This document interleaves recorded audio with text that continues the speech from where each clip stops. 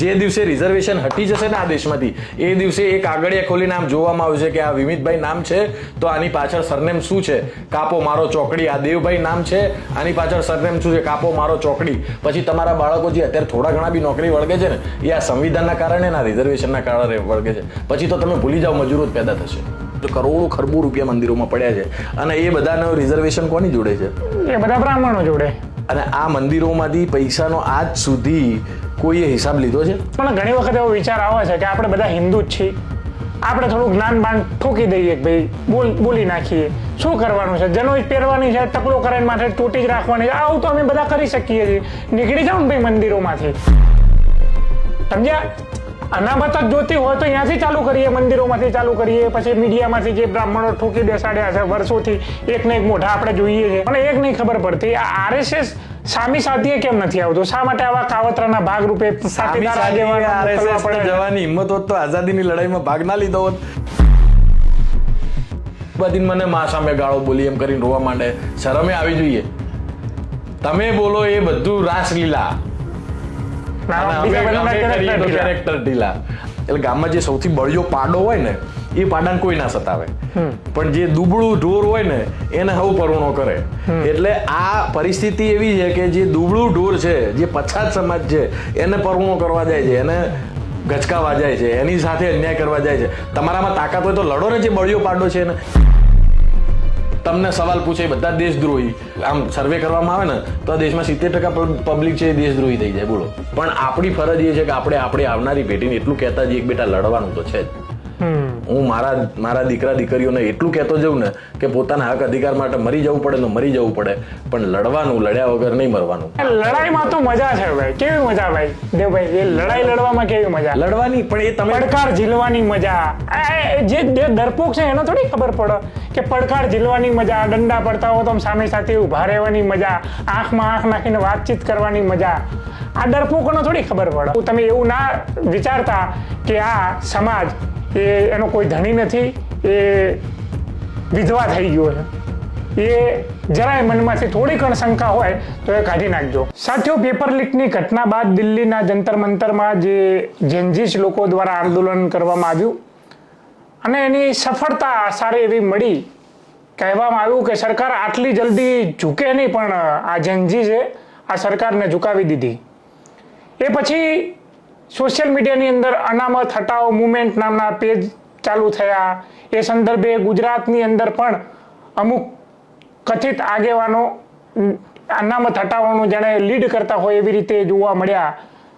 આજે એ જ મુદ્દે ચર્ચા કરવી છે. અનામત હટવી જોઈએ કે અનામત રહેવી જોઈએ, એ બધી બાબતે ચર્ચા કરવા માટે આપણી સાથે સાથી દેવ દેસાઈ જોડાયા છે. દેવ દેસાઈ એ એક્ટિવિસ્ટ છે, એક સંગઠન અનહદ નામના ટ્રસ્ટ સાથે કામ કરે છે અને એ ટ્રસ્ટનું કામ પણ જે શોષિત પીડિત વંચિતો મહિલાઓ માટે લડવાનું છે.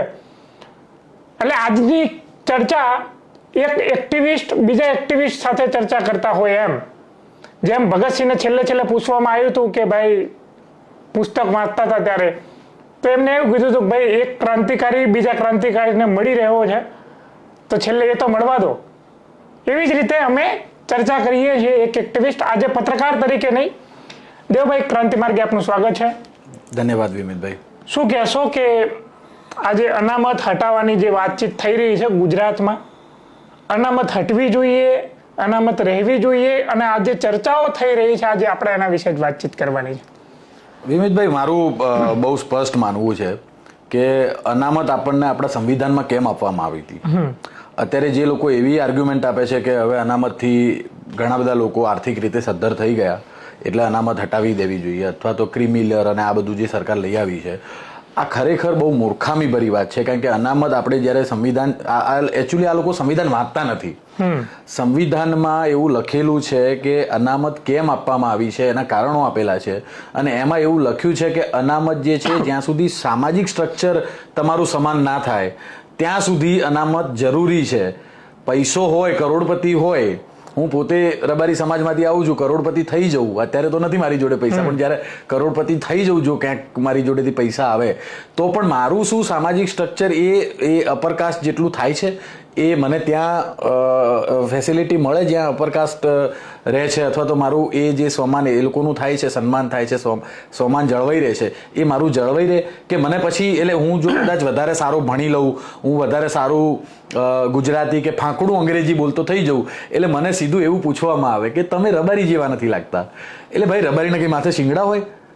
અથવા તો જે પણ દબાયેલો કૂચડાયેલો વર્ગ છે એના માટે આ ટર્મ્સ વાપરવામાં આવે. દલિત હોય અને જો ભણી ગણીને કોઈ સારી પોસ્ટ ઉપર પહોંચ્યા હોય તો કે ના એ ભાઈ દલિત જેવા નથી, અથવા આદિવાસી જેવા નથી, અથવા ઓબીસી જેવા નથી. એટલે કેવા માણસો હોવા જોઈએ એ પણ એ મનુવાદી લોકો નક્કી કરે. મારી જીવન જીવવાની મારી રહેણી કહેણી જે છે એમાં હું જીવવા માંગતો હોઉં, પણ મારે એક કોલોનિયલ સમાજમાં જ્યારે જવું હોય તો મારે એમની જેવું થવાનું. આ ક્યાંયનો ન્યાય નથી.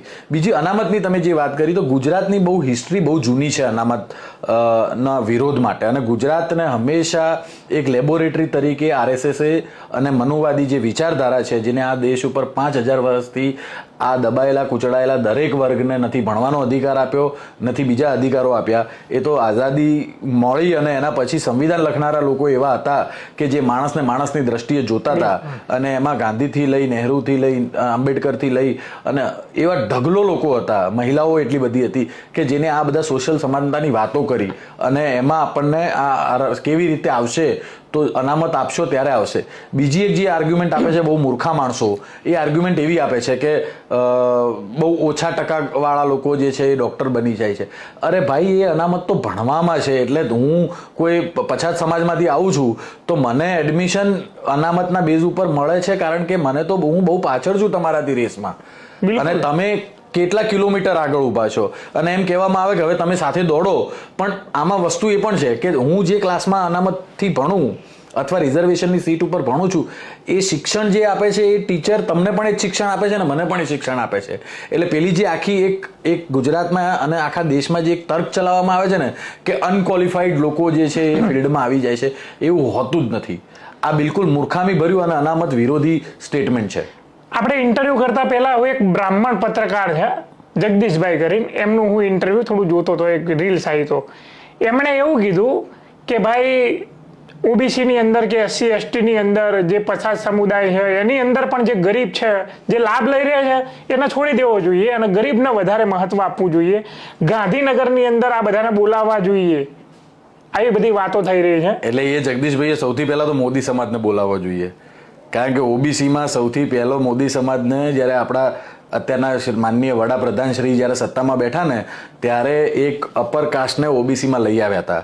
અને આવા ઘણા બધા સમાજો જે છે જીવન પોતાની રહેણી કહેણી બીજા ઓબીસીને એ આભડછેટથી જુએ છે અને એ ઓબીસીનો લાભ લે છે. આ હકીકત છે, પણ એવા લોકોને બહાર કાઢવા જોઈએ. બીજું કે અમુક લોકો વાત કરે છે આની જે અનામતના વર્ગીકરણની, એના જેટલા તો મૂર્ખા લોકો જ આ દુનિયામાં કોઈ નથી. કારણ કે તમે વર્ગીકરણ કરશો કેવી રીતે? તમારી જોડે આંકડા તો છે નહીં, તમારી જોડે ડેટા નથી કે ઓબીસીનો વર્ગ આ રાજ્યમાં કે આ દેશમાં કેટલો છે. પાછી ઓબીસીની બે કેટેગરીઓ પણ છે કે કેન્દ્રમાં ઓબીસીની કેટેગરી અલગ છે, રાજ્યમાં અલગ છે. એ સ્ટેટ અને રાજ્ય એનો સબ્જેક્ટ છે. પણ તમારી જોડે આંકડા જ નથી ઓબીસીની.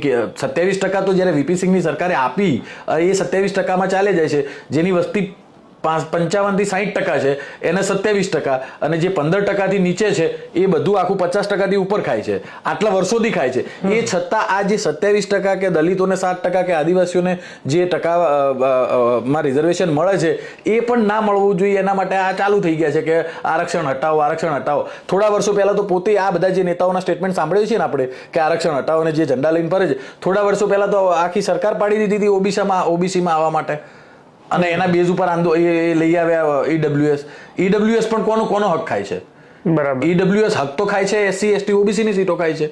SC ST OBC જો કે ઈડબ્લ્યુએસ નો ક્યારેય વિરોધ નથી કર્યો.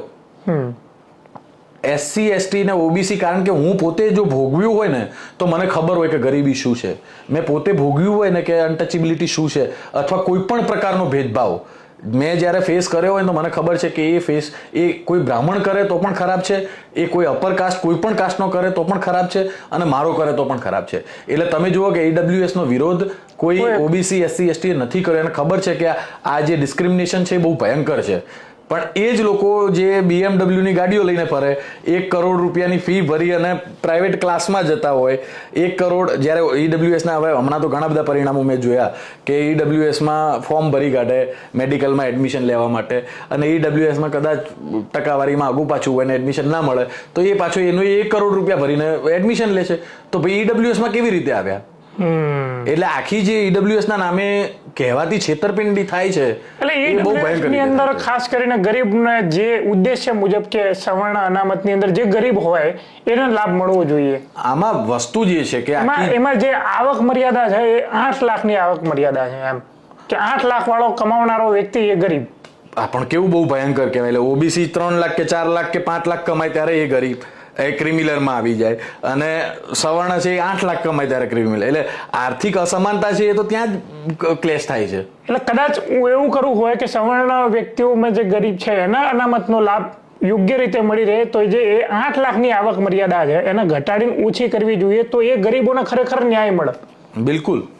એને 3 લાખ કરવી જોઈએ કે 2.5 લાખ કરવી જોઈએ? બિલકુલ કરવી જોઈએ, અને એનું એક સિસ્ટમ ડેવલપ કરવી જોઈએ.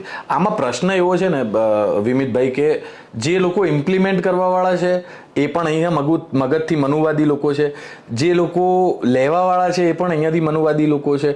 એટલે બધું જ આ મતલબ સબ ભૂમિ ગોપાલ કી ચાલે છે.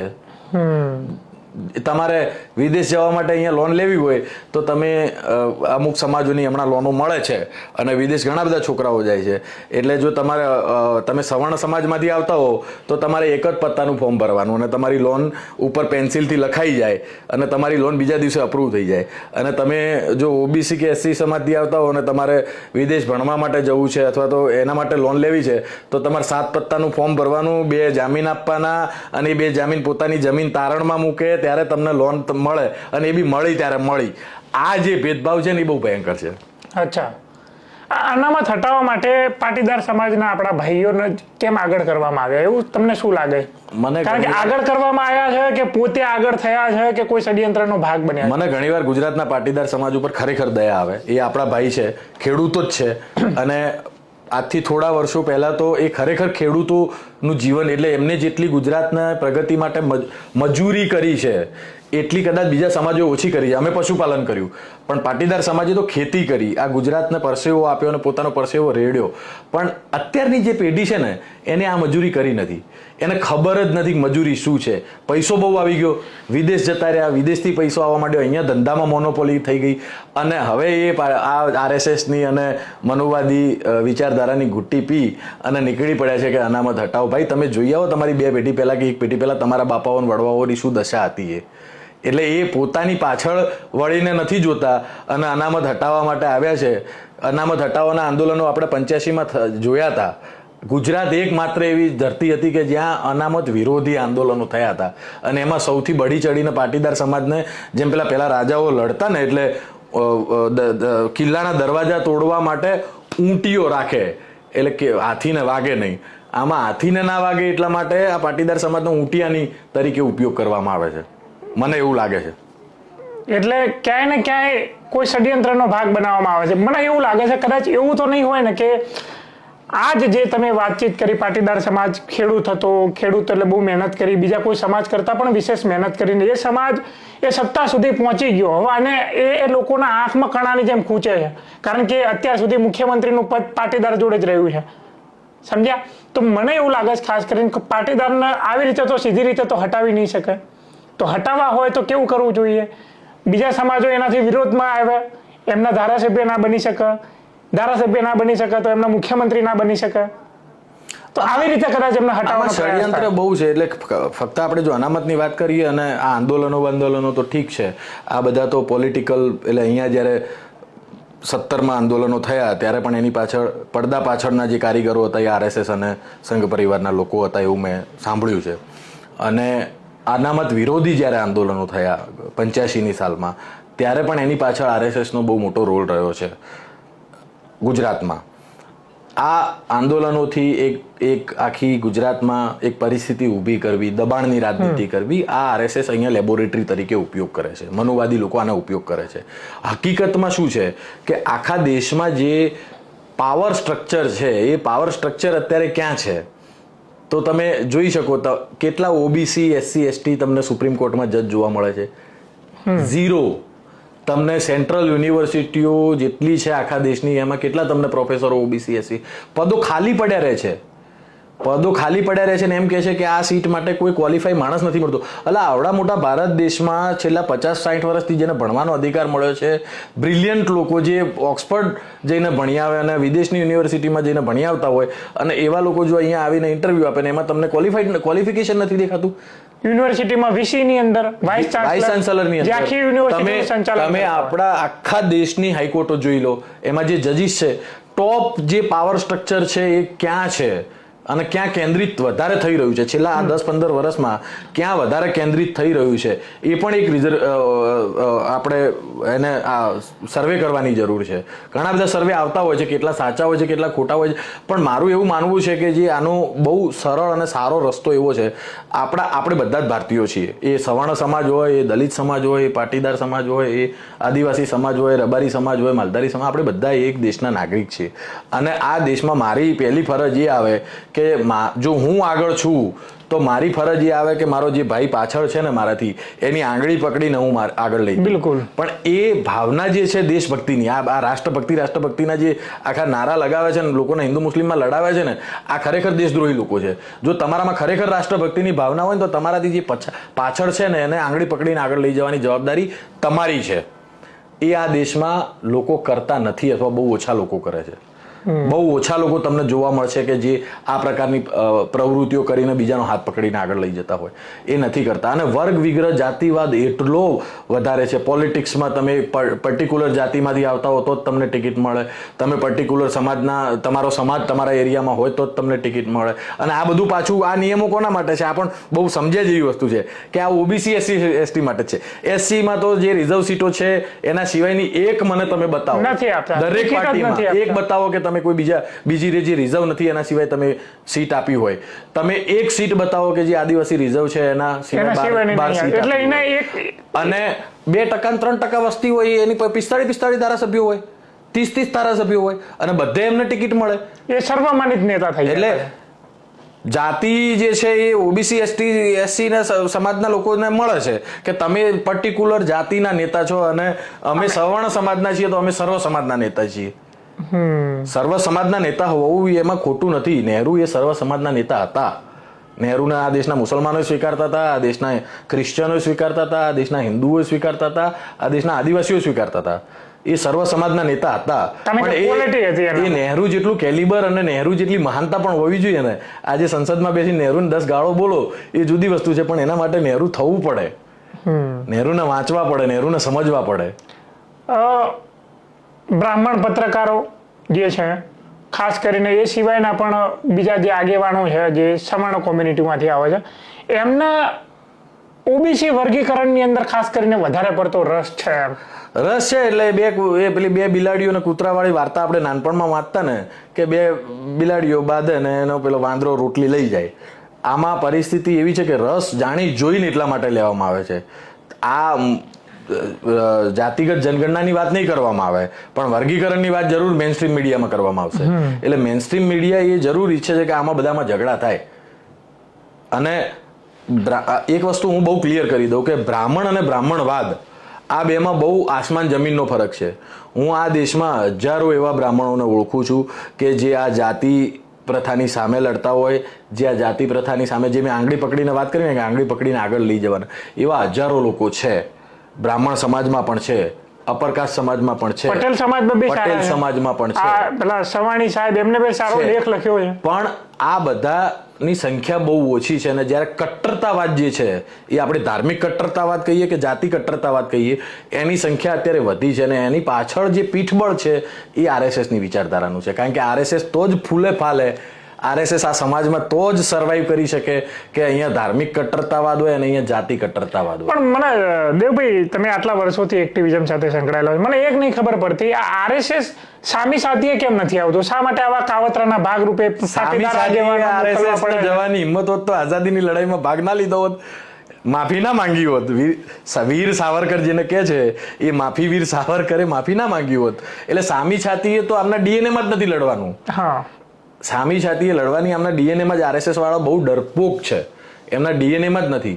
એટલે એ આવા બધા ષડયંત્રો કરી અને દેશને ચકડોળે ચડાવે અને તમે લડ્યા કરો અને બધી મલાઈ એ ખાય. જે દિવસે મોહન ભાગવત 2 દિવસ કે 3 દિવસ ગુજરાત પ્રવાસી હતા, એ જ સમયે આ પાટીદાર સમાજના કથિત આગેવાનો એ અનામત હટાવવાની વાત સોશિયલ મીડિયામાં આવીને કરવા લાગ્યા.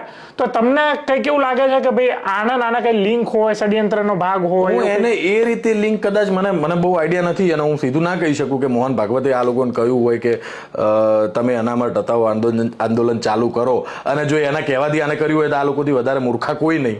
પણ આ દેશમાં જે હમણાં ઝેનજીનું આંદોલન ચાલ્યું, ખાલી દિલ્હી નહીં પણ એક્રોસ ધ ઇન્ડિયા, જે પ્રકારે જે યુવા વર્ગ કહેવાતો આપણા દેશનું ભવિષ્ય જે પ્રકારે પોતાના હક અધિકાર માટે નીકળ્યું ને, અને એને બધું ભૂલી ગયા, એ જાતિ, ધર્મ, જેન્ડર બધું ભૂલી અને એક થઈ અને હજારોની સંખ્યામાં આખા દેશના રોડો ઉપર જે ઉતર્યા ને, એટલે આરએસએસને એવું થયું કે અમારે આ જે છેલ્લા 15-20 વર્ષ અમને જે પ્લેટફોર્મ મળ્યું સત્તા કરવા માટેનું, અમે જે ઝેર ફેલાયું એ ઝેર તો એકી ઝટકે પતી ગયું. એટલે આ કદાચ એને પાછા એ લોકોને પ્રોવોગેટ કરવા માટે આ એક શરૂઆત થઈ હોય. જો કે આ અત્યારે ખુલીને ફેસબુક ઉપર આવ્યા અને અકાઉન્ટ બનાવ્યા અને આટલા મિલિયન ફોલોઅર્સ થઈ ગયા, પણ મગજમાં તો વર્ષોથી છે, જે દિવસથી આપણો દેશ આઝાદ થયો ને એ દિવસથી આ મનુવાદીઓને છે કે આરક્ષણ ના હોવું જોઈએ. અચ્છા, તો આરક્ષણ ક્યાં ના હોવું જોઈએ? ફક્ત સરકારી નોકરીમાં ના હોવું જોઈએ એવું વિચારવું જોઈએ કે પછી આરક્ષણ તો પછી જે અઘોષિત અનામત લઈને બેઠા છે મંદિરોની અંદર પૂજારીઓ બનીને, ત્યાં પણ આપણા કર્મનો સિદ્ધાંત માનવામાં આવે છે ને, તો કર્મના આધારે આપણે હિન્દુ છીએ, તમે હિન્દુ જ છે ને, આપણા સર્ટિફિકેટમાં હિન્દુનો થપ્પો લાગ્યો. જો તમને હંમેશા અહીંયા રોડ ઉપર જાઓ ને તો તમને એવા ઘણા બધા ધર્મના આપણા જે ઠેકેદારો છે ને ગીતા ભાગવત વેચતા લોકોને આપતા દેખાય. ગીતાના પાઠ બેસે, અથવા તો હું બહુ ધાર્મિક માણસ નથી, હું તો બહુ જાહેરમાં કહું છું હું નાસ્તિક છું, પણ જે આપણે ઓબ્ઝર્વ કરીએ આપણા સમાજમાં એ, અને હું હિન્દુ છું તો મારા હિન્દુ પરિવારમાં જન્મ્યો છું, એટલે મને એ પહેલી મારે ક્રિટિસાઇઝ કરવો હોય તો સુધારો લાવવો હોય તો મારે પહેલા મારા સમાજમાં લાવવો જોઈએ. બીજા ધર્મમાં બીજા લોકો કરી શકે, પણ હું મારા ધર્મનું તો કરી જ શકું, ક્રિટિસિઝમ કરી શકું, એટલો મને મારા ધર્મે અધિકાર આપ્યો છે. એટલે તમને ચારવાક નહીં વંચાવે કોઈ દિવસ, કારણ કે ચારવાક જે છે એને આપણા દેશમાં આ ધર્મને ક્રિટિસાઇઝ કર્યો તો જે ભેદભાવ હતા એને, તમને વેદ નહીં વંચાવે. તમે જો વેદ ખરેખર સાચા વાંચો તો તમને આમાં ઘણો બધો આ જે ભ્રમ હિન્દુ ધર્મના ફેલાયેલા છે એ તૂટી જાય. પણ તમને એ જ જે એમના ફાયદામાં છે એ તમને, સનાતન શબ્દ આજથી 10 વર્ષ પહેલા નહોતો, હિન્દુ શબ્દ હતો, કટ્ટર હિન્દુ શબ્દ હતો. હવે ધીમે ધીમે કટ્ટર હિન્દુથી સનાતન તરફ આવ્યા. એટલે જેમ પેલા દર 10-15 વર્ષે માતાજીઓ પણ બદલાય ને, એટલે હા તમે એક ટાઈમ જુઓ કે સાઈબાબા, એટલે આજથી 20 વર્ષ પહેલા સાઈબાબા એટલે આખા દેશમાં સાઈબાબા, સંતોષીમાં હતા. એટલે આ પ્રકારે 10 વર્ષે ભગવાનો પણ બદલાય છે, કારણ કે એક જગ્યાએ પૈસો કેન્દ્રિત ના થઈ જાય. એક મંદિરોમાં છે કે કરોડો ખરબો રૂપિયા મંદિરોમાં પડ્યા છે, અને એ બધાનો રિઝર્વેશન કોની જોડે છે? એ બધા બ્રાહ્મણો જોડે. અને આ મંદિરોમાંથી પૈસાનો આજ સુધી કોઈએ હિસાબ લીધો છે? કોઈ નહીં. ધર્મના નામે બધા ધર્મના નામે આંધળા થઈ ગયા છે, કોઈ હિસાબ લેવા જાય છે. હું બીજી વાત છોડો, હું મારા ગામમાં મંદિર હોય, મારા ગામમાં જે ગામમાં મંદિરના શ્રદ્ધાળુ લોકો છે એ પૈસા ભેગા કરતા હોય, કયો વ્યક્તિ એવો છે પોતાના ગામમાં મંદિરમાં હિસાબ લેવા ગયો ભાઈ આનો તમે વર્ષે હિસાબ આપો? અથવા કયા સમાજના ટ્રસ્ટો એવા છે જે સામાજિક બહુ મોટા મંદિરો છે, સામાજિક રીતે મંદિરો છે, પોતાને કુળદેવીઓના મંદિરો છે, અને કરોડો ખરબો રૂપિયા લોકો આપે છે, ત્યાં કયો હિસાબ લેવા ગયો? નથી જતો. કે ધર્મનું ડર, ધર્મ કોઈ દિવસ ડરાવતો નથી, ધર્મ તમને એની સાથે લઈને ચાલે છે, પણ ધર્મનો ડર આ લોકોએ જે નાખ્યો છે ને એના કારણે કે ભાઈ આપણે ધર્મથી ડરાઈને રાખો એટલે આપણે જેમ કરવું એમ ફાવે. એટલે મારો તો મને ઘણી વખત એવો વિચાર આવે છે કે આપણે બધા હિન્દુ જ છીએ, આપણે થોડું જ્ઞાન બાન ઠોકી દઈએ કે ભાઈ બોલી નાખીએ, શું કરવાનું છે, જનોઈ પહેરવાની છે, ટકલો કરીને માથે તૂટી જ રાખવાની છે, આવું તો અમે બધા કરી શકીએ છીએ. નીકળી જાઓ ને ભાઈ મંદિરોમાંથી, સમજ્યા? અનામત જ જોતી હોય તો અહીંયાથી ચાલુ કરીએ, મંદિરોમાંથી ચાલુ કરીએ, પછી મીડિયામાંથી જે બ્રાહ્મણો ઠોકી બેસાડ્યા છે વર્ષોથી, એકને એક મોઢા આપણે જોઈએ છે. પ્રવક્તાની અંદર તમે જુઓ, ઇવન વિપક્ષમાંથી લઈને સત્તા પક્ષમાંથી લઈને પ્રવક્તાઓ, આખી પેનલ બ્રાહ્મણોની થાય. બ્રાહ્મણ અને બ્રાહ્મણવાદ, હું આમાં ડિફરન્સિએટ કરું છું. બ્રાહ્મણ અને બ્રાહ્મણવાદ આ બે વસ્તુનું ડિફરન્શિએટ કરવો પણ બહુ જે જરૂરી વ્યક્તિ છે. બિલકુલ એટલે તમારા મગજમાં જો અહીંયા બ્રાહ્મણવાદ ભર્યો છે તો એ ખોટો છે. તમે પર્ટિક્યુલર જાતમાંથી છો એ ખોટું નથી.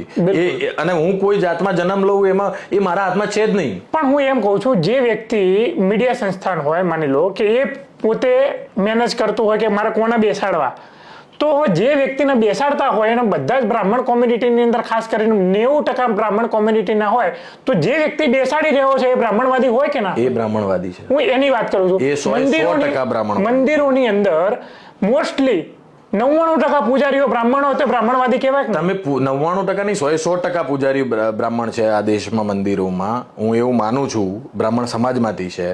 અને આ દેશમાં આપણા રાજ્યમાં, આ દેશની વાત છોડો, આપણા રાજ્યમાં આજે તમે મારી સાથે ચાલો ને, 18,000 ગામડા છે. 18,000 ગામડામાં એક બી મંદિર મને એવું બતાવો કે જ્યાં જે ગામમાં જાઓ તમે અને ગામનું મંદિર હોય ત્યાં દલિતોને પ્રવેશ હોય. બિલકુલ.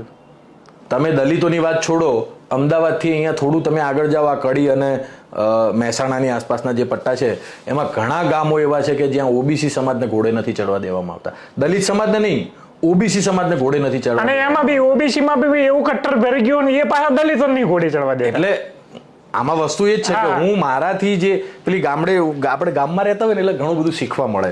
એટલે ગામમાં જે સૌથી બળિયો પાડો હોય ને એ પાડાને કોઈ ના સતાવે, પણ જે દુબળું ઢોર હોય ને એને હવ પરુણો કરે. એટલે આ પરિસ્થિતિ એવી છે કે જે દુબળું ઢોર છે, જે પછાત સમાજ છે, એને પરુણો કરવા જાય છે, એને ગચકાવા જાય છે, એની સાથે અન્યાય કરવા જાય છે. તમારામાં તાકાત હોય તો લડો ને. જે બળિયો પાડો છે ને, જે વર્ષોથી તમારો અધિકાર ખાઈ રહ્યા છે, જે વર્ષોથી અત્યારે હાલ પણ તમારા બાળકોને નોકરી નથી મળતી, તમારા બાળકોને સારું એજ્યુકેશન નથી મળતું, તમારા બાળકોને લોનો નથી મળતી, તમને અમદાવાદ જેવા શહેરોમાં, સુરત જેવા શહેરોમાં ઘર નથી મળતા રહેવા માટે, લડો એમની સામે, એ વિચારધારા સામે લડો. એવી તાકાત તો છે નહીં લડે. એ વર્ગીકરણ માટે જ લડશે એ ખાલી. એટલે વર્ગીકરણ જે કરે છે, અને વર્ગીકરણ માની લે કે હોવું જોઈએ, પણ કેવી રીતે હોવું જોઈએ કે એના માટે ચોક્કસ ડેટા તો હોવો જોઈએ ને. વસ્તી ગણતરી વગર તો ડેટા પણ નહીં આવે. વસ્તી ગણતરી. અને બીજું એ કે વર્ગીકરણ કરવાનું તો એક ચોક્કસ દાયરામાં શું કરવા 27% જ કરવાનું. કરો ને 54%.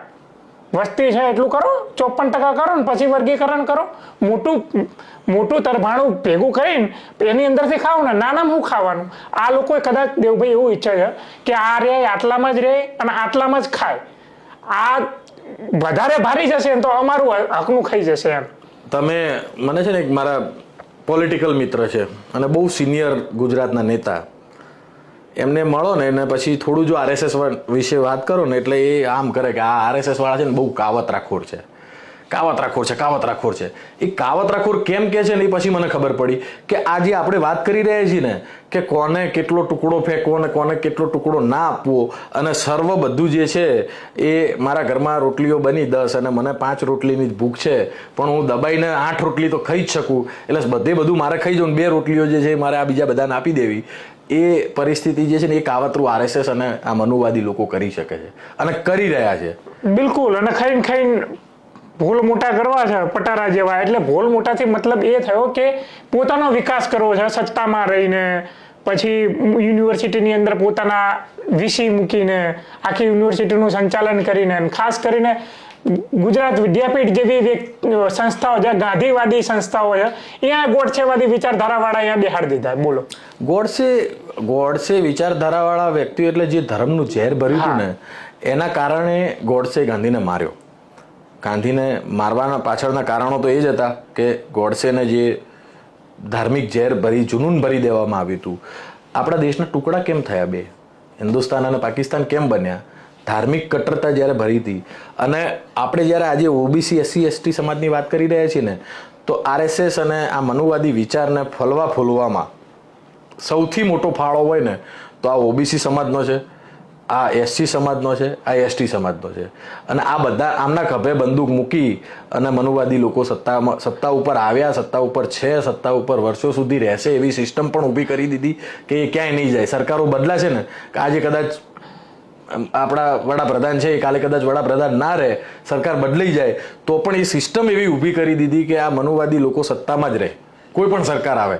એટલે એના માટે જે આખી સમાનતાની લડાઈ જે છે, જેમ આપણે યુપીમાં થોડું ઘણું મેં હું ગયો અને મેં જોયું કે ત્યાં જે આખી પીડીએની લડાઈ છે કે 80 વર્સિસ 20, એ 80 વર્સિસ 20ની જે લડાઈ છે ને એ જ્યાં સુધી ગુજરાતમાં મજબૂત નહીં થાય ને ત્યાં સુધી ગુજરાતમાં તમે ભૂલી જાઓ કે આ દેશ તમે ગુજરાતની હિસ્ટ્રી જુઓ ને, ગુજરાતમાં કેટલા મુખ્યમંત્રી આદિવાસી રહ્યા છે? એક દલિત મુખ્યમંત્રી કોઈ રહ્યો છે ગુજરાતમાં? આપણને આઝાદ થઈ આ 70 વર્ષ થઈ ગયા, કોઈ રહ્યો છે? ના. ઓબીસી મુખ્યમંત્રી કેટલા રહ્યા છે? ગણીને 2 કે 3. અને આ મુખ્યમંત્રીઓ આપણા રાજ્યમાં બધા જ સવર્ણો કેમ અત્યાર સુધી રહ્યા? કેમ બીજા કોઈ કેપેબલ જ નથી? આ રાજ્યની સત્તા ચલાવવા માટે બીજા કોઈ કેપેબલ જ નથી. એટલે હું જે સિસ્ટમની વાત, જે સિસ્ટમ આખી કેવી ડેવલપ કરી છે, અને એ સિસ્ટમમાં પછી પાટીદાર સમાજના હાથો બનાવો, એ સિસ્ટમમાં પછી રબારી સમાજના હાથો બનાવો, એ સિસ્ટમમાં દલિત સમાજના હાથો બનાવો, એ સિસ્ટમમાં આદિવાસીને વનવાસી કહીને હાથો બનાવો અને એમનું સર્વસ્વ છીનવી લેવું. આદિવાસીઓ તો ગુજરાતમાં એક આખી પટ્ટી છે, અડધું ગુજરાત આદિવાસીઓથી ભરેલું છે, અને આદિવાસીઓની ક્યાંય ગણતરી જ નહીં. તમે મીડિયામાં જાઓ, તમને કોઈ આદિવાસી મળે છે? નહીં. તમને કોઈ આદિવાસીની વાત કરતું જોવા મળે છે? એમનું સર્વસ્વ છીનવાઈ જાય છે, જંગલો છીનવાઈ જાય, જમીનો છીનવાઈ જાય, એમના બાળકો હજુ સુધી સ્કૂલે નથી જઈ શકતા, મજૂરો રોડ ઉપર પડ્યા રહેતા હોય એવી પરિસ્થિતિમાં આપણા ગુજરાતના આદિવાસીઓ છે. એ છતાં એમની કોઈ અવાજ તમને ક્યાંય મળે છે? અને જે અવાજ ઉઠાવે એ બધા જેલમાં ભેગા કરી દે છે, અને જે બોલે છે, જે અવાજ ઉપાડે છે, એને સત્તાના જોરથી જેલ ભેગા, તમને ડરાવવાના, તમને ધમકાવવાના, તમને ગાળો બોલવાની. અને ગાળો ઉપરથી તો યાદ આવ્યું કે હમણાં આપણા સાહેબ રોઈ જાય એમ હતા કે મને ગાળો બોલી. પણ આટલા વર્ષોમાં જ્યારે 12 વર્ષ થયા સત્તામાં બેઠે દેશમાં, અને ગુજરાતમાં તો 35-40 વર્ષથી RSS વાળાની સરકાર છે, આટલા વર્ષોમાં મેં તો હમણાં રિસન્ટલી પેલું બુલ્લી ડીલ ને એ બધું જે ચાલતું, ત્યારે તમારી લાગણીઓ નથી દુભાતી?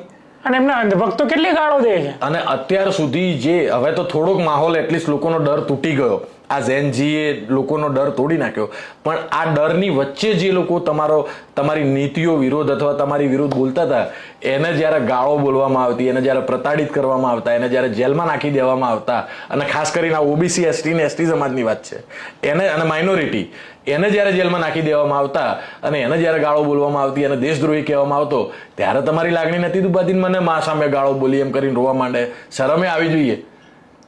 તમે બોલો એ બધું રાસલીલા, કેરેક્ટર ઢીલા. આવું તો ના હોય ને. એટલે જે મારું બહુ સ્પષ્ટ માનવું છે કે ભારતનું સંવિધાન દુનિયાનું સૌથી ઉત્તમ અને શ્રેષ્ઠ સંવિધાન છે, અને આ સંવિધાન જે લખ્યું છે, જો એ ખરેખર આ દેશમાં ઇમ્પ્લિમેન્ટ કરવામાં આવે, દરેક રાજ્યોમાં ઇમ્પ્લિમેન્ટ કરવામાં આવે ને, તો આપણો દેશ ફરીથી સોનાની ચીડિયા બની જાય. પણ એ સંવિધાનને તોડી મરોડી અને સત્તામાં લોકો રહે છે અને સંવિધાનને હંમેશા બદલવાના પ્રયત્નો કરતા રહે છે. એના કારણે આ દેશના સાહેબ આ 12 વર્ષમાં હમણાં જ નીતિ આયોગનો રિપોર્ટ છે, 90,000 સ્કૂલો, સરકારી સ્કૂલો આ દેશમાં બંધ થઈ. અને એમાં ભણનારા ખાસ કરીને એમાં ભણવા વાળો વર્ગ કોણ?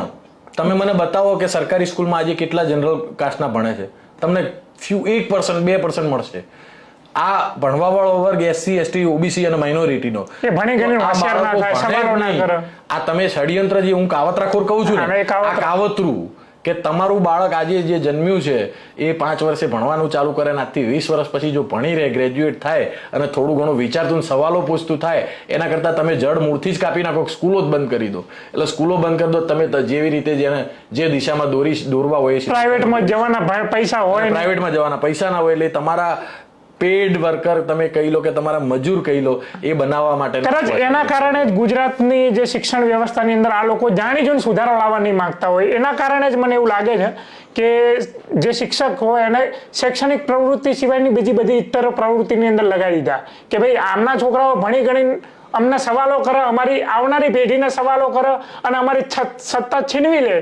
તો એનું કાવતરું અત્યારથી જ ઘડી રહ્યું હશે. આ રીતે કાવતરું એટલે ગુજરાતમાં તમે છેક ગુજરાત ચાલુ થાય ને જ્યાં, એટલે આમ તમે આ રીતે રાજસ્થાનથી અડીને જ્યાંથી ચાલુ થાય ત્યાંથી તમે લઈ અને સૌરાષ્ટ્ર ફરી, કચ્છ ફરી અને આમ થઈને દક્ષિણ ગુજરાત ફરી અને આખું ગુજરાત ફરીને પાછા અમદાવાદ આવો ને, જેટલી કોલેજો છે એ બધા નેતાઓની છે. અને આ બધા નેતાઓની પ્રાઇવેટ તમે જુઓ ને કેવું સરકારી તંત્ર સરકારી કોલેજો પૂરી કરી નાખી અને અમે સરકારી કોલેજો બંધ થવા માંડી અને બંને પાર્ટીઓની પ્રાઇવેટ યુનિવર્સિટી પ્રાઇવેટ કોલેજો સત્તાવાળાની બે છે ને વિપક્ષ વાળાની પણ છે એટલે સાલા એ પણ મલાઈ ખાય છે આ સત્તામાં રહી વિપક્ષ વાળાની પણ કોલેજો છે એટલે આપણે એવું નહીં કહેતા કોલેજ ના હોવી જોઈએ પણ જેની પાસે કોલેજ પ્રાઇવેટ કેમ હોવી જોઈએ હું એમ કહું શું જરૂર છે આ દેશમાં તમને પ્રાઇવેટ સ્કૂલોની કોલેજોની જ્યારે તમે સમાનતાની વાત કરો છો તો આ દેશમાં એજ્યુકેશન અને હેલ્થ આ બંને વસ્તુ જે છે ને એ સરકારી હોવું જોઈએ જે ડેવલપ કન્ટ્રી થયા છે ને એ બધાની આ પોલિસી છે આપણે ખરેખર કોંગ્રેસની અંદર જે સ્કૂલ કોલેજો વાળા છે એના ડેટા કાઢો જેની પાસે સ્કૂલ કોલેજ છે અને એ સત્તાનો પ્રતિકાર કેટલો કરે છે એ પણ જોવા જઈએ તો ખબર પડે કે ચાલો આ તો દબાયેલા છે બધા અને આવી રીતે કોલેજો આપીને સ્કૂલો આપીને સંસ્થાઓ એમને ખોલાઈને પછી ચોપડા ખોલવાના અને એ બાળકો ફી કેટલી ભરે છે લાખ 2-5 લાખ રૂપિયા ફી આજે લોકોના ઘર પૂરા નથી થતા એટલે આટલી મોંઘવારીમાં એ બાળકોને ભણાવી કેવી રીતે શકે ખેતરો વેચે છે જમીનો વેચે છે દાગીના વેચે છે આ સમાજ SC ST OBC સમાજ અને પોતાના બાળકોને ભણાવે છે એ આશા સાથે કે મારું બાળક કાલે ભણીને કંઈક બનશે ચલો આ બધું કરી અને ખેતરો વેચીને પણ ભણાવે બાળકને તો છેલ્લે પછી હસમુખ પટેલ જેવા જાતિવાદી લોકો GPSCમાં બેઠા છે જે તમને તમારા દ્રોણાચાર્ય બની અને તમારી અરે હજુ આજે જ મેં એક પોસ્ટર જોયું એની અંદર રિઝલ્ટ હતું એ રિઝલ્ટની અંદર ઇન્ટરવ્યુમાં કેટલો માર્ક્સ આપ્યો ખબર છે 0.50 એટલે તમે પાસ થઈને આવો છો લેખિતમાં અને તમે માર્ક્સ આપો છો 0.50 હસમુખ પટેલ ખાલી એક નામ છે હસમુખ પટેલ એક વિચાર છે કે જે એ તમને સ્પષ્ટ સંદેશો આપી રહ્યો છે કે તમે ભણો ગણો તમારી જમીનો વેચો જેવું હોશિયાર થાવું એવું થાવ પણ ઓલ્ટરનેટિવ સત્તામાં અમે લોકો બેઠા છીએ જે અહીંથી મનુવાદી વિચારધારા ધરાવીએ છીએ અને તમને આજે નહીં કાલે નહીં કોઈ દિવસ સત્તામાં નહીં આવવા દઈએ તમે ગમે એટલું ભણશો તો હસમુખ પટેલને જે સુરક્ષા મળેલી છે ને આટલા બધા આક્ષેપો લાગવા છતાં કેમ રાજીનામું નથી આપતા હસમુખ પટેલ GPSCના ચેરમેન તરીકે અને દરેક ભરતીઓની સંસ્થાઓમાં હસમુખ પટેલ જેવા જ લોકો બેઠા છે અને પોલીસની અંદર પણ એ હતા હું કહું છું કે દરેક તમે પ્રોફેસરોની ભરતી લઈ લો તમે ટીચરોની ભરતી લઈ લો તમે ગુજરાત સરકારમાં જે સરકારી ભરતીઓ જેટલી પણ પ્યુનથી પટ્ટાવાળાથી લઈ અને ઉપર સુધી જે ભરતીઓ થાય છે ને ત્યાં આવા જ મનુવાદી લોકો બેઠા છે એ મજબૂરીના કારણે ક્યાંક 2, 5, 10, 50 સિલેક્ટ કરવા પડે તો એ રિઝર્વેશન છે એટલા માટે એમને સિલેક્ટ બતાવવા માટે જે દિવસે રિઝર્વેશન હટી જશે ને આ દેશમાંથી એ દિવસે એક કાગળિયા ખોલીને આમ જોવામાં આવશે કે આ વિમિતભાઈ નામ છે તો આની પાછળ સરનેમ શું છે કાપો મારો ચોકડી આ દેવભાઈ નામ છે આની પાછળ સરનેમ શું છે કાપો મારો ચોકડી પછી તમારા બાળકો જે અત્યારે થોડા ઘણા બી નોકરી વળગે છે ને એ આ સંવિધાનના કારણે ના રિઝર્વેશનના કારણે વળગે છે પછી તો તમે ભૂલી જાઓ મજૂરો જ પેદા થશે દેવભાઈ તમે આજે ખૂબ આક્રોશમાં લાગો છો એનું કારણ પણ છે કે આપણી અંદર એક પીડા હોય કે ચાલું આટલી મહેનત કર્યા પછી પણ આટલો સંઘર્ષ કર્યા પછી પણ અને અનામતનો થોડોક લાભ એ મળતો હોય થોડોક આગળ વધતો હોય અને આ લોકો ડાયરેક્ટ આવીને આપણા અનામતને હડસેલી નાખવાનો જે રીતે પ્રયાસ કરે એટલે એ દુઃખ એટલે મારો આપના માધ્યમથી બહુ સ્પષ્ટ સંદેશ છે આ રાજ્યના OBC SC ST સમાજ અને માઇનોરિટી સમાજને કે હવે આપણે કોઈ દિવસ જાતિવાદી નથી આપણે જાતિવાદી નથી પણ આપણા હક અધિકાર માટે જો હવે એક ના થયા હવે જાગ્યા નહીં હવે બોલતા ના થયા અને આ મનુવાદી અને RSSની વિચારધારા સામે તમે આમની સાથે રહ્યા તો તમે જોડે રહીને તમારા બાળકોનું ભવિષ્યની ગોર ખોદી રહ્યા છો તમે આમને જાકારો નહીં આપો તમે આમને જ્યાં સુધી સવાલો નહીં પૂછો કે હવે અમારા બાળકોનું શું થશે અમારા બાળકોને રિઝર્વેશન નહીં મળે તો અમારા બાળકોને નોકરી કેવી રીતે મળશે આ તમે નહીં કરો ને તો આ દેશના SC ST OBC સમાજની એ જ પરિસ્થિતિ થશે કે જ્યારે અંગ્રેજો આવ્યા ને એની પહેલા તમને ભણવાના અધિકાર નહોતા તમને જાહેર સ્થળો ઉપર રહેવાના અધિકારો નહોતા અને જંગલોમાં પડ્યા રહેતા ફરીથી જો એ દિશામાં પાછું જવું હોય 18મી ને 16મી ને 15મી સેન્ચુરીમાં તો તમને મુબારક મને તો એક દેશના જાગૃત નાગરિક તરીકે આજે નથી મંજૂર ને કાલે નથી મંજૂર હું એકલો હોઈશ ને આ દેશમાં એકલો હોઈશ ને તો આ સવાલ પૂછતો રહીશ અને લડતો રહીશ ભલે મરી જવું પણ એકલો હોઈશ તોય લડતો રહીશ પણ મારો સંદેશ છે કે બધા એક થાય અને લડે અને જે આ હિન્દુ મુસલમાન અને આ બધી વસ્તુમાંથી બહાર આવે જાતિવાદમાંથી બહાર આવે અને પોતાના હક અધિકાર માટે લડવાનું એટલે આપણા ખાલી ભેગા થઈને આપણા મતનો ઉપયોગ જ કરવાનો યોગ્ય દિશામાં ખાલી મેં તમને કહ્યું કે ખાલી મતનો ઉપયોગ કરવાથી કશું નથી થતું હવે એ સમય મતનો ઉપયોગ કરો ને સત્તા બદલી જાય બેઠા તો એના જ લોકો છે કાલે કોંગ્રેસની સરકાર આવે કે આમ આદમી પાર્ટીની સરકાર આવે તો ત્યાં હસમુખ પટેલ જેવા લોકો છે જ. એને કદાચ પાવર થોડા ઓછા થઈ જશે. અત્યારે જે આમ બિલકુલ પેલા ગામના ગાંડા આખલાની જેમ મંડ્યા છે ને કે સાવ માજા મૂકી દીધી છે ને, એ માજા થોડી લિમિટમાં આવશે, પણ લોકો તો એ જ બેઠા છે. એટલે હવે માધવસિંહ સોલંકી જેવું કરવું જોઈએ, ખામ અપનાવી કે ભાઈ હું એક થવાનું કહું છું. હું પોતાના અધિકારો માટે જે સમાજો અત્યાર સુધી નથી મળ્યા, જે સમાજોને અધિકારો નથી મળ્યા, એક થાય, લડે, પ્રશ્નો પૂછે, સત્તા પરિવર્તન કરે, અને સત્તા પરિવર્તન કર્યા પછી જે બીજો સત્તામાં આવે જો તમારું ના સાંભળે એને બદલી નાખો. બિલકુલ. તમારું જ્યાં સુધી સાંભળવા વાળો ના આવે, તમારો માણસ ના આવે, કારણ કે એ પીડા મારી જોડે આબડછેટ થતી હોય ને તો એ પીડા હું જ સમજી શકું. એ કોઈ એસી ઓફિસમાં બેસીને નક્કી કરે એ લોકો કે આ જે અનામત છે એને કાઢી નાખો, અથવા તો અનામતમાં કોણ રહેશે કોણ નહીં રહે, એ પીડા એ કેવી રીતે સમજી શકે જે એસી ઓફિસમાં બેસતો હોય? બિલકુલ. એ પીડા તો એ જ સમજી શકે જે ભોગવતો હોય. હું રબારી સમાજમાંથી આવું છું. આજે બી ગુજરાતમાં રબારી સમાજના એવા ઘણા ઘણા ઢગલો પરિવારો છે કે જે ભટકતું જીવન જીવે છે, જે પોતાના માલઢોર સાથે જીવે છે. બેઝિક પાયાની સુવિધાઓ નથી આ સમાજ જોડે, શિક્ષણ નથી, નકરી અંધશ્રદ્ધામાં ધકેલી દીધા છે. આ પણ અંધશ્રદ્ધામાં ધકેલી દેવા પણ એક પડયંત્રનો ભાગ છે. નકરી અંધશ્રદ્ધામાં ધકેલી દીધા છે. એટલે તમે બસ ધર્મમાં લાગ્યા રહો, તમને કોઈ બીજા તમે તમારા હક અધિકાર માટેના પ્રશ્નો જ ના પૂછી શકો.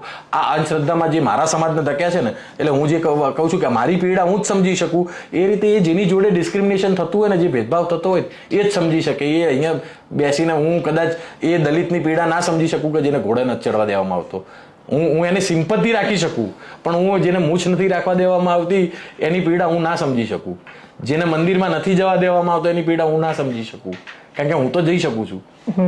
અને એમ કહે છે કે આર્થિક અનામત મળી જશે તો બીજાના લાભ નહીં મળે. એક જે વ્યક્તિને લાભ મળી ગયો હોય પછી એને છોડી દેવાની. તો આર્થિક અનામત જો એવી રીતે મળી ગયું હોય, આપણે રામનાથ કોવિંદ એ દલિત રાષ્ટ્રપતિ હતા તો એમના મંદિરોમાં ક્યાં બેસવું પડે? બહાર બેસવું પડે. ગર્ભગૃહમાં નહીં જવાનું, સાઈડમાં. અત્યારે હાલ આદિવાસી રાષ્ટ્રપતિ છે, આદિવાસી બેન છે ને, માનનીય આપણા દ્રૌપદી મુર્મુ આપણા રાષ્ટ્રપતિ છે. આપણા સંસદનું ઉદઘાટન થયું ત્યારે બેન ક્યાં હતા? સૌથી પહેલા દેશના સન્માનીય નાગરિક એ છે, એ બેન આદિવાસી હતા એટલે એમને બહાર રાખવામાં આવે. આવી રામ મંદિર આપણા આમ જે આ હિન્દુ ધર્મને માને છે એમના માટે રામ મંદિર બહુ મોટો વિષય બનાવી દેવામાં આવ્યો હતો, બરોબર છે. અને રામ મંદિર બની પણ ગયું, ચલો તમને શાંતિ થઈ ગઈ, રામ મંદિર બની ગયું. એ રામ મંદિરનું ઉદઘાટન થયું ત્યારે આ બેન ક્યાં હતા? અથવા તો આપણા રાષ્ટ્રપતિ કોવિંદ જયારે હતા ત્યારે એ ક્યાં હતા? તો બધું જ જે છે એ જાતિ, આ દેશ જાતિ છે, અને જાતિવાદ જેટલો વધશે ને એટલો આ દેશમાં છે ને ધાર્મિક કટ્ટરતા વધશે, અને પછી તમને હિન્દુ મુસલમાનમાં લડાવવામાં આવશે, અને એ આ મનુવાદી લોકો સત્તા ઉપર રાજ કરશે. એટલે પ્રશ્નો પૂછો. હું એવું અત્યારે જે પરિસ્થિતિમાં આપણે જીવી રહ્યા છીએ આ દેશમાં, એ પરિસ્થિતિમાં મને હજુ એવું દેખાય છે કે હજુ 50-100 વર્ષ લડશું ને ત્યારે જઈને ક્યાંક થોડુંક સમાનતા ભાળીશું. આપણે નહીં ભાળીએ, પણ આપણી ફરજ એ છે કે આપણે આવનારી પેઢીને એટલું કહેતા જઈએ કે બેટા લડવાનું તો છે જ. હું મારા દીકરા દીકરીઓને એટલું કહેતો જઉં ને કે પોતાના હક અધિકાર માટે મરી જવું પડે તો મરી જવું પડે, પણ લડવાનું, લડ્યા વગર નહીં મરવાનું, એમને મૂંગું નહીં મરવાનું. આ કહેતો જે દિવસે SC ST OBC સમાજ માઇનોરિટી સમાજ થઈ ગયો ને, લડવાનું એટલે હું હિંસક રીતે લડવાનું નથી કહેતો, પણ હક અધિકાર માટે લડવાનું. એ જે દિવસે દરેક બાળકને આપણે ગળથુતીમાં આપતા થઈ ગયા ને, એ દિવસે પરિવર્તનની શરૂઆત થશે. અને લડાઈમાં તો મજા છે ભાઈ, કેવી મજા ભાઈ દેવભાઈ, એ લડાઈ લડવામાં કેવી મજા, લડવાની, પણ એ તમે પડકાર ઝીલવાની મજા. જે ડરપોક છે એને થોડી ખબર પડે કે પડકાર ઝીલવાની મજા, ડંડા પડતા હો તો સામે સાથે ઉભા રહેવાની મજા, આંખમાં આંખ નાખીને વાતચીત કરવાની મજા. આ ડરપોકોને થોડી ખબર પડે. ડરપોક, હું એને ડરપોક નથી કહેતો, પણ કદાચ લોકોનું એક્સપોઝર નથી વિમિતભાઈ. એ પોતાના હક અધિકાર માટે લડવાનું પણ એક્સપોઝર નથી. લોકોને એ ખબર જ નથી કે આ લડાઈ કેમ છે ને શું કામ છે. એટલે એ ઇન્ફોર્મેશન પણ લોકો સુધી નથી પહોંચતી. આવડું મોટું જેનજીનું આંદોલન થયું આપણા દેશમાં, કયા મેઇન સ્ટ્રીમ મીડિયાએ જેનજીના આંદોલનને સપોર્ટ કરીને બતાવ્યું? મને તમે એક બતાવો. આજે પણ હિન્દુ તમને સવાલ પૂછે બધા દેશદ્રોહી.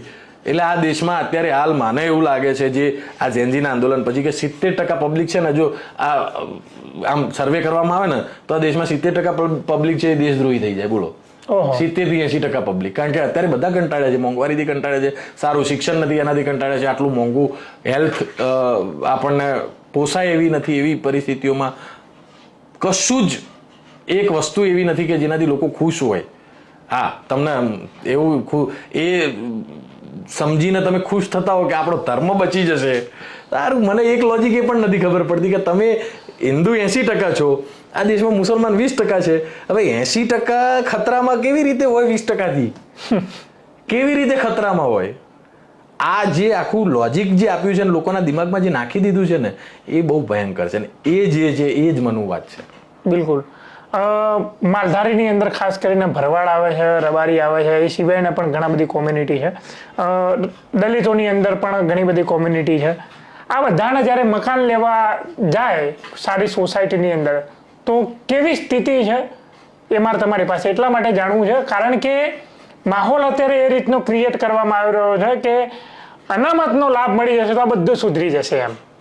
તમે અમદાવાદ, વડોદરા, સુરત, રાજકોટ, મહેસાણા કે પછી જે પણ મોટા શહેરો આપણે ગુજરાતના ગણી શકીએ, આ શહેરોમાં મારી સાથે આવો અને કોઈ પણ જ્યાં નવી બિલ્ડિંગ બનતી હોય, આખા શહેરમાં ગમે ત્યાં નવી બિલ્ડિંગ બનતી હોય ત્યાં મારી સાથે આવો અને એમ કહીએ જઈને કે ભાઈ હું આ દલિત સમાજમાંથી છું અથવા તો હું રબારી સમાજમાંથી છું, દરબાર સમાજમાંથી, ભરવાડ સમાજમાંથી, તો ખાલી ફ્લેટ પડ્યો હોય તો એમ કે સાહેબ અમને, એનો જે મેનેજર બેઠો હોય, બિલ્ડર તો તમને સીધો કહેવા આવે નહીં, એટલે મેનેજર જે બેઠો હોય ને સીધો એમ જ કે સાહેબ અમે સોરી અમે નહીં આપી શકીએ. તમે પછી એમ પ્રોફાઇલ આપો કે ના હું તો ભણેલો ગણેલો છું, હું સરકારી આ પોસ્ટ ઉપર છું. આ બધું થાય ને એ છતાં તમે જે ભાવ હોય એના કરતાં 2 ગણો ભાવ આપવા તૈયાર થાવ ને તો પણ તમારી જાતિ તમને નડે છે. આ જે તમારા કારણે બીજા મકાન નહીં અમારા જાતિ જે ઘૂસી ગઈ છે ને જાતિ નડે છે. અને આ પરિસ્થિતિ બધી જગ્યાએ છે. તમે ખાલી મકાનોની વાત છોડો ને, તમે ધંધામાં મોનોપોલી જુઓ. તમે સુરતમાં જાઓ, હીરા ઉદ્યોગ જે છે એમાં તમને કયો સમાજ મળે? આટલા વર્ષોમાં હીરા ઘસવાવાળા બધા સમાજ છે, પણ હીરાની ડીલ કરવાવાળા કયા સમાજ છે? જે વ્યાપાર કરવાવાળા છે એ કયા સમાજ છે? એ બીજા સમાજોને ઘૂસવા જ નથી દેતા. ધંધામાં, ધર્મમાં, મંદિરોમાં, મીડિયામાં. તમે સ્વામિનારાયણ સંપ્રદાયમાં જાઓ તો તમને 80% કયો સમાજ મળે? પાટીદાર સમાજ. તો આ જે મોનોપોલી આખી બનાવી રાખી છે એ તોડવાની જરૂર છે. એ તોડશે કોણ? કારણ કે આપણે બધા તોડીશું.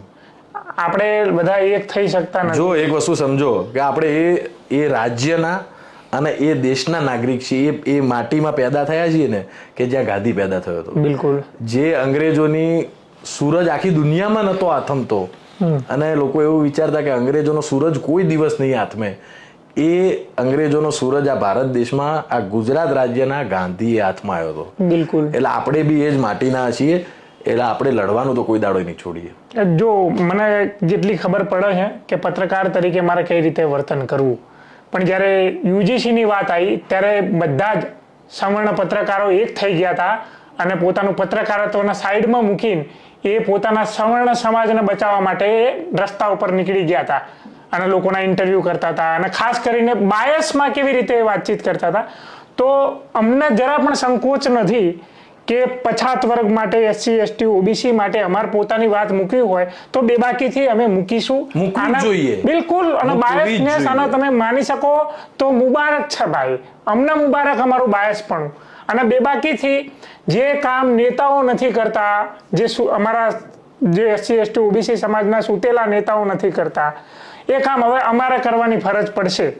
ના ફક્ત ક્રાંતિ માર્ગના માધ્યમથી, અમે સોશિયલ મીડિયાના માધ્યમથી અનેક એવા પેજો ખોલાવીશું, અમે ફરી પાછી આવી મુહિમો પેદા કરીશું અને આનો પ્રતિકાર કરીશું. તમે એવું ના વિચારતા કે આ સમાજ એનો કોઈ ધણી નથી, એ વિધવા થઈ ગયો છે.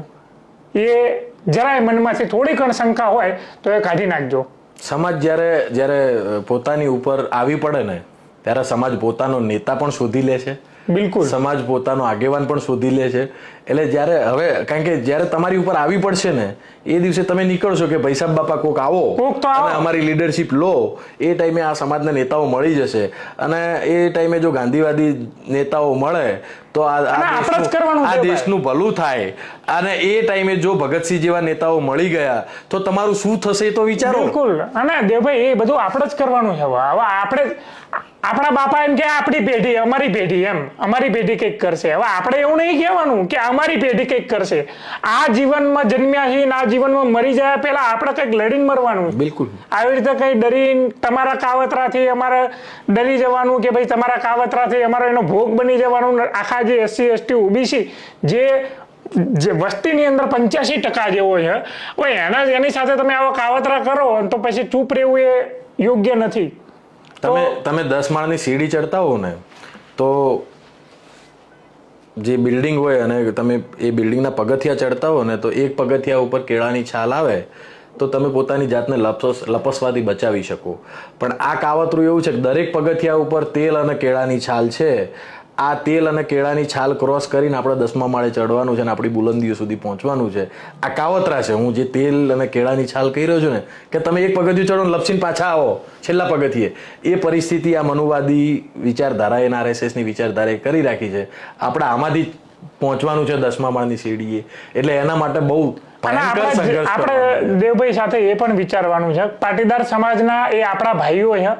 તમે એનો હાથો તો તમને અમે પોતે નહીં બનાવવા દઈએ. હું તો એવું કહું છું કે આ દેશનો દરેક નાગરિક આપણો ભાઈ છે. એ ખ્રિસ્તી હોય, એ મુસલમાન હોય, એ હિન્દુ હોય, એ દલિત હોય, એ પાટીદાર હોય, એ બ્રાહ્મણ હોય, પણ આ દેશનો ગદ્દારમાં ગદ્દાર અને જે આપણો ભાઈ હું નથી માનતો ને, જે અહીંયા મગજમાં મનુવાદ લઈને ફરે છે ને, એ આપણો ભાઈ નથી. બિલકુલ. અને મેં એટલા માટે કીધું કે તમારે લડવું હોય અમારી સાથે તો સામી સાથી આવો. અમારો જ ભાઈ જે તમારી સમકક્ષ આવીને ઊભો છો એના પાડવા માટે તમે એના હાથો બનાવો છો અમારે વિરોધ કરવા માટે, તો અમે એ પણ નહીં થવા દેવાના. ભલે એ પાટીદાર સમાજના આગેવાનો એમને રોકે કે ના રોકે, અમારી ફરજમાં આવે છે કે અમે એ અવરોધ બનીને આવીને ઊભા રહીશું. બિલકુલ. તો સાથીઓ, આ એપિસોડ તમને કેવો લાગ્યો?